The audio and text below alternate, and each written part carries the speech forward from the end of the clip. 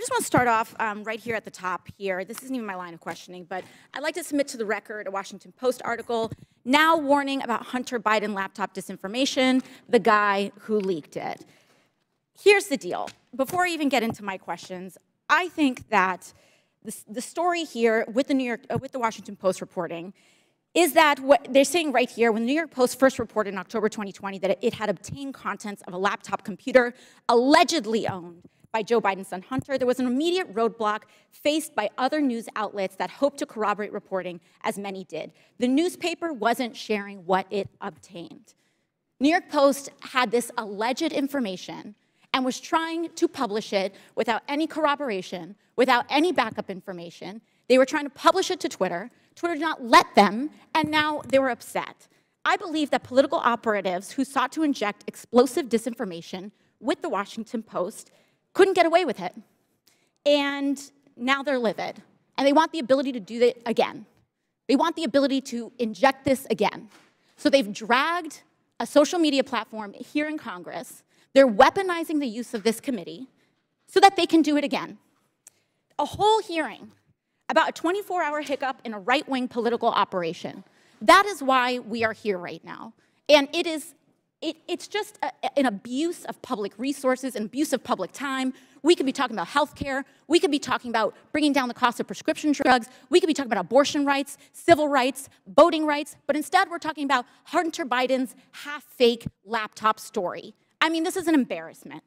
But I'll go into it. Ms. Navarrete, let's talk about something real.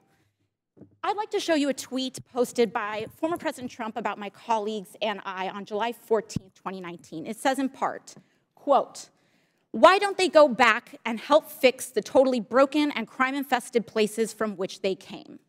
Then come back and show us how it's done. These places need your help badly. You can't leave fast enough. I'm sure that Nancy Pelosi would be very happy as quickly to work out free travel arrangements." A day or two after that, Donald Trump publicly incited, violence at a rally, targeting 4 congresswomen, including myself, saying, "Go back to where you came from."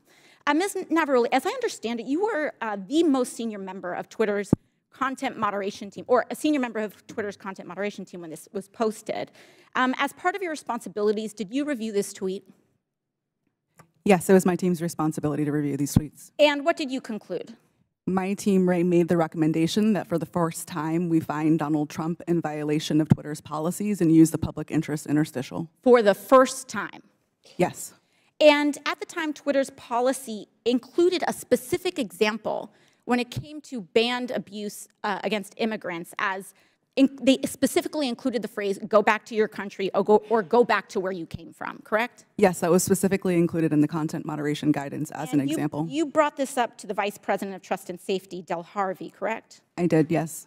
And she overrode your assessment, didn't she? Yes, she did. And something interesting happened after she overrode your assessment. A day or two later, Twitter seemed to have changed their policies, didn't they? Yes, that trope, "go back to where you came from," was removed from the content moderation guidance as an example. So Twitter changed their own policy after the president violated it in order to potentially accommodate his tweet? Yes. Thank you. So much for bias against right wing on Twitter. Additionally, Ms. Navarrete, are you familiar with the account Libs of TikTok? I have heard of it from the news, yes. Mr. Roth, are you familiar with this account? Yes, ma'am, I am. Are you aware that from August 11th to August 16th, that account posted false information about Boston Children's Hospital, claiming that they were providing hysterectomies to children? Yes, I am aware of that and other claims from the account. And are you aware that this lie was then circulated by other prominent far-right influencers? Yes. And are you aware that all these claims, which I have reiterated were false, culminated in a real-life harassment and ultimately a bomb threat to the Boston Children's Hospital? Yes, I am aware. And this account is still on that platform today, isn't it? Regrettably, yes, it is. Despite inspiring a bomb threat due to the right-wing incitement of violence against trans Americans in this country, because they cannot let go of this obsession with fixating violence and inciting violence against trans and LGBT people, in addition to immigrants, in addition to women of color.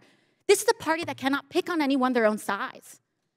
And they are trying to co-opt an entire social media platform and use the power of this committee and of Congress in order to pursue a political agenda. I yield back.